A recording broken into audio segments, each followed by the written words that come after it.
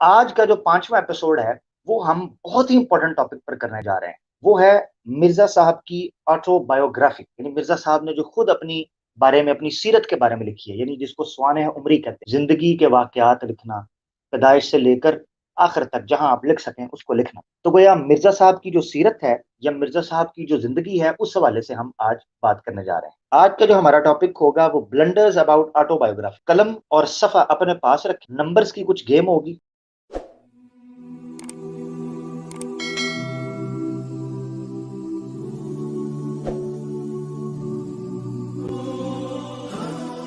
میں بڑا معذرت خواہ ہوں کیونکہ میں آج جس موضوع پر بات کرنے جا رہا ہوں، میں اس سے زیادہ مدلل طریقے سے بات کرنا چاہ رہا تھا، زیادہ محقق بات کرنا چاہ رہا تھا، اور میں چاہ رہا تھا کہ اس کا ایک چارٹ وغیرہ ناظرین کے سامنے پیش کیا جائے، جو کہ میری نجی مصروفیت کی وجہ سے میں معذرت چاہتا ہوں میں بنا نہیں سکا، کیونکہ اس کو سمجھنا پھر ناظرین کے لیے جب میں کمپیریٹیولی وہ رکھتا تو سمجھنا آسان ہو جاتا. مگر میں کوشش کروں گا اس کو بنا دوں جیسے مجھے ٹائم ملتا ہے. تو پھر ہماری جو پیچھے جو مینجمنٹ کی ٹیم ہے، جو ہمارے ایڈیٹر ہیں، ان کو میں کہوں گا کہ پھر جب ویڈیو اپلوڈ ہو شارٹ کلپس کے اندر یا دوبارہ اپلوڈ ہو، تو اس کو اس میں کسی جگہ پر وہ ایڈٹ کر کے فٹ کر دیں، تاکہ ناظرین پر جب میں نمبرز کی گیم چلے گی، کیلکولیشنز کی گیم چلے گی، تو ناظرین کو سمجھنے کے لیے آسانی ہو. تو سمجھنا بہت ضروری ہے آج کے ٹاپک کو کہ سلطان القلم صاحب، جن کا ہم پچھلی 4 ہفتوں سے جائزہ لے رہے ہیں کہ اپنے قلم کی روشنی میں وہ اپنے بارے میں کیا کہتے ہیں، اپنی تصانیف کے بارے میں کیا کہتے ہیں، اپنی تحقیق کے بارے میں کیا کہتے ہیں، اپنی ذات کے بارے میں کیا کہتے ہیں. اس میں جو حوالہ جات مرزا صاحب کی کتابوں سے میں نے پیش کیے، بنیادی طور پر ان سے جو چیز سمجھ آئی ہے وہ یہ ہے کہ مرزا صاحب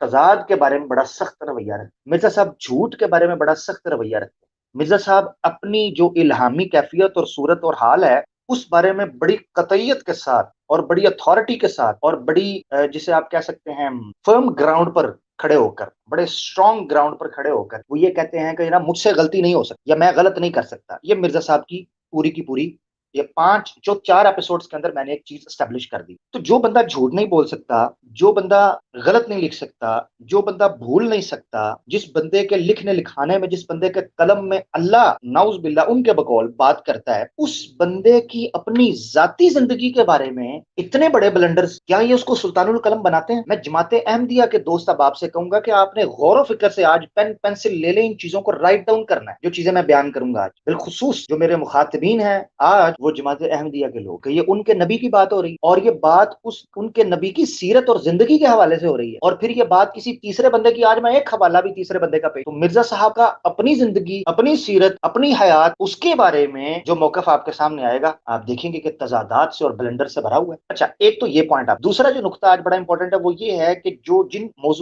3 نکات کے اوپر میں بات کروں گا نا آج، وہ ایک تیر سے متعدد شکار ہوں. اس سینس میں کہہ رہا ہوں کہ شیخ صاحب نے ہمیں دوبارہ جوائن کیا. شیخ صاحب کے شاید نیٹ کا مسئلہ تھا. شیخ صاحب ویلکم بیک. شیخ صاحب، میں یہ کہہ رہا تھا کہ مرزا صاحب کی سیرت کے حوالے سے آج ہم جانچنے کی کوشش کریں گے. ہماری 5ویں ایپیسوڈ ہے اور اس میں ہم جاننے کی کوشش کریں گے کہ مرزا صاحب سیرت کے وہ بنیادی کلیدی مرکزی پہلو ان کو ہم لیں گے. جی اچھا، میں نے ناظرین جب مرزا صاحب کی سیرت کو پڑھنے کی کوشش کی، مرزا صاحب کی حیات کو پڑھنے کی کوشش کی اور مرزا صاحب کے قلم کی روشنی میں پڑھنے کی کوشش، تو میں نے جب ناظرین مرزا صاحب کی سیرت کو، ان کی زندگی کو پڑھنا شروع کیا، تو میں نے سوچا کہ فل آف بلنڈرز ہے. اور مرزا صاحب کے خود کے قلم، ان کے خود کے سلطان القلم کے ذوالفقار نامی قلم کی روشنی میں جب میں نے پڑھنا شروع کیا، تو میں حیران و پریشان ہو گیا کہ مرزا صاحب نے اپنے قلم سے کتنے کتنے بڑے بلنڈر مارے. اور میرے لیے چننا مشکل ہو گیا کہ یہ چنوں گا تو وہ برا مان جائے گا، اس کو چنوں گا تو وہ روٹھ جائے گا، اس کو چنوں گا تو وہ نظریں چرائے گا، اس کو چنوں گا تو وہ بھویں اچکائے گا، اور اگر اس کا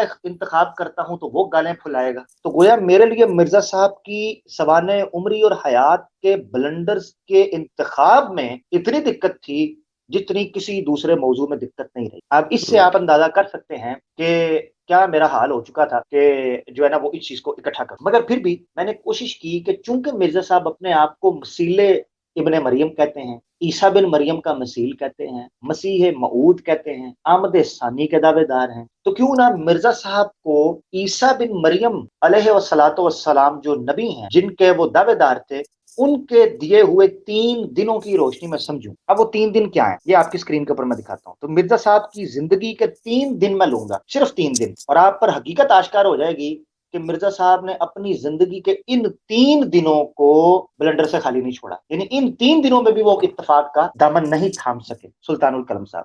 اچھا جی، آپ کی اسکرین کے اوپر یہ آیت ہے.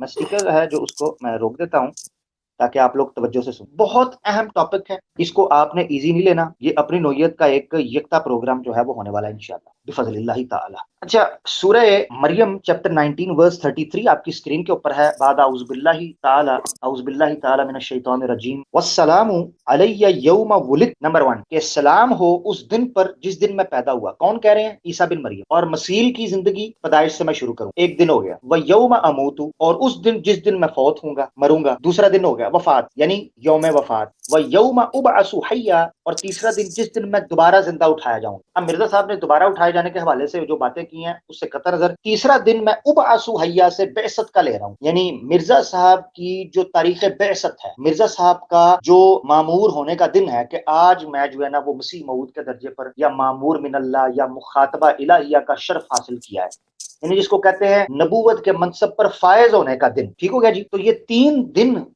مسیح کے بھی میں نے لے لیے ہیں اور مسیح موعود کے مدعی کے بھی میں نے لے لیے, یعنی عیسیٰ بن مریم کے 3 دن اور ہمارے جناب مسیح موعود کے مدعی اور رسول قادیان پنجابی کے 3 دن ہم نے لے لیے ہیں. اب میرے لیے شارٹ لسٹ کرنا آسان ہو گیا. یعنی میں نے اگر مرزا صاحب کی جناب سیرت پر بات کرتا تو وہ بھی بلنڈر, وہ بھی میرے لیے بڑا مشکل ہوتا. تو میں نے کوشش کی کہ 3 دن, تو یہ 3 دن اس نسبت سے میں نے آپ کے سامنے رکھے. تو شیخ صاحب آپ اس پر کو بات کرنا چاہتے ہیں ابتدائی کے طور پر, وگرنہ میں باقاعدہ موضوع کا نہیں آپ اپنا جاری رکھیں. شروع تو یہ بتائیں, میرا کوئی شور تو نہیں آ رہا میری طرف سے اب کوئی؟ نہیں اب شور نہیں آ رہا آپ کا. اوکے, تھینک یو سو مچ. چلیں ٹھیک ہو گیا, جاری رکھیں. ناظرین لے جی توجہ رکھیں کہ پہلا دن جس پر ہم بات کرنے جا رہے ہیں مرزا صاحب, وہ دن ہے آپ کی screen per the day he was born, کہ وہ دن ہے جس دن میں وہ پیدا ہوئے. اچھا جی, اس پر ہم بات کریں. اس سے پہلے میں ایک تاریخی حقیقت سامنے رکھ دوں, شیخ صاحب اس کی تصدیق کر دیں گے کہ مرزا صاحب کی قبر جو اس وقت قادیان میں ہے اس پر تاریخ پیدائش نہیں لکھی ہوئی. شیخ صاحب ٹھیک کہہ رہا ہوں؟ بالکل ٹھیک کہہ رہے ہیں آپ. کوئی تاریخ نہیں لکھی. 1908 26 مئی لکھا ہے مگر تاریخ پیدائش نہیں لکھی. ٹھیک ہوگا شیخ صاحب جی. ناظرین اس سے پتہ چلتا ہے کہ مرزا صاحب کی تاریخ پیدائش کیوں نہیں لکھی. ہمارے جماعت احمدیہ کے لوگوں کو یہی سوچنا چاہیے. مثلا پری ہسٹورک ایونٹ نہیں تھا مرزا صاحب کی پیدائش, ٹھیک ہے نا. ہسٹری لکھی جا رہی تھی, کتابیں درج ہو رہی تھیں, ورقوں پر ورقے لکھے جا رہے تھے. خود موصوف جن کو دفن کیا گیا ہے وہ کتابوں کے دعوے دار ہیں, سلطان القلم. ٹھیک ہے نا جی. تو کیسے ممکن تھا کہ ان کو اپنی تاریخ کا نہ پتا ہوتا, تاریخ پیدائش. ایک دن آپ کے سامنے آ گیا کہ آپ نے یہ دیکھنا ہے کہ مرزا صاحب کی پیدائش کب ہوئی, اس بارے میں کیا روایات ملتی ہیں. اب ہم آپ کے سامنے مرزا صاحب کی زبانی ایک حوالہ رکھتے ہیں تاکہ آپ یہ جان سکیں کہ مرزا صاحب پیدا کب. روحانی خطین 13 صفحہ 177 177 والیوم 13 کا کتاب البریہ کتاب, یہ اس کا حاشیہ ہے. میں نے کراپ کر کے اس کو اوپر کیا تاکہ اسکرین پر نظر آ سکے. پیج مربی حضرات, احمدی حضرات, مسلمان حضرات پورا پڑھ. ٹھیک ہے جی, وہ آپ کی سواب. مرزا صاحب کہتے ہیں اب میری بہت توجہ سے ناظرین, آپ یہ سارا موضوع جو آج میں پیش کروں گا حوالہ جات ایک ایک کو آپ نے لکھنا ہے. کہتے ہیں جی اب میری ذاتی سوانح یہ ہیں, یہ مرزا صاحب خود آٹو بایوگرافی خود لکھ رہے ہیں کہ میری پیدائش 1839 عیسوی یا 1840 1840 سکھوں کے آخری وقت میں ہوئی ہے. ٹھیک ہے جی, یعنی 2 سال آ گئے, نو پرابلم 2 سال, مگر آئیڈیا 1839 یا 1840 کے قریب کا عرصہ مرزا صاحب جو ہیں وہ پیدا ہوئے, تاریخ پیدائش. اچھا, اس پر مہر ثبت بھی لگا دی. کیسے؟ اگلی لائن پڑھیں. اور میں 1857 میں 16 برس کا یا 17 برس, 1857 بن گیا 1274 ہی کے, یعنی 1857 کی جو جنگ ہوئی ہے, جنگ آزادی برطانیہ کی اور ہندوستان, تو اس وقت مرزا صاحب 16 یا 17 برس کے تھے. 16 برس کا آنکڑا رکھ. ٹھیک ہے جی, 16 برس. اچھا, 1839 اور 1840 میں مرزا صاحب پیدا ہوئے, یہ آپ نے ذہن میں رکھا. ٹھیک ہو گیا جی. اچھا, اس حوالے کے بعد جو کہ 1857 میں مرزا صاحب 16 یا 17 برس کے تھے, جس کو میں نے 16 نمبر مان. اب اگر ان دونوں میں سے کوئی ایک مانے تو مرزا صاحب کی جو وفات ہے اس پر حرف آتا ہے, وہ میں آگے جا کے ثابت کروں گا کیونکہ وہ تیسرا دن ہے. اور اگر یہ نہ مانے تو مرزا صاحب کی بات جھوٹی ہوتی ہے. یعنی مرزا صاحب نے اپنی حیات اور اپنی وفات کو ایک نظام کے ساتھ مربوط کیا ہوا تھا کہ میں اتنے سال زندہ رہوں گا, یہ میری دن ہوں گے, جس کو میں آگے جا کر تفصیلی بات. تو پہلا دن آپ کے سامنے آ گیا جو کہ بعد آنے والے بلنڈرز کو جو ہے وہ مزید ایکسپوز بھی کرے گا اور کلیئر بھی کرے گا. یہ حوالہ آپ کی مدد کے لیے آپ کے سامنے رہے, کتاب البریہ. تو 1839 یا 1840 میں کوئی شک نہیں ہے کہ مرزائی جماعت جو ہے وہ 1835 پہ لکھتی ہے, 1834 پہ, کیونکہ انہوں نے وہاں کا آنکڑا جو مرزا صاحب نے موت کے حوالے سے ذکر کیا وہ لکھ. مگر میں آگے جا کر اور بھی کچھ حوالے ذکر کروں گا جو بہت انپورٹنٹ ہے اس چیز کو سمجھنے کے لیے کہ مرزا صاحب کی ایکچوئل عمر کیا. 3-4 زاویوں سے میں پیش. حقیقت یہ ہے کہ مرزا صاحب نے اپنی تاریخ پیدائش بیان کرنے کے باوجود دوسری جگہوں پر اپنی زندگی کے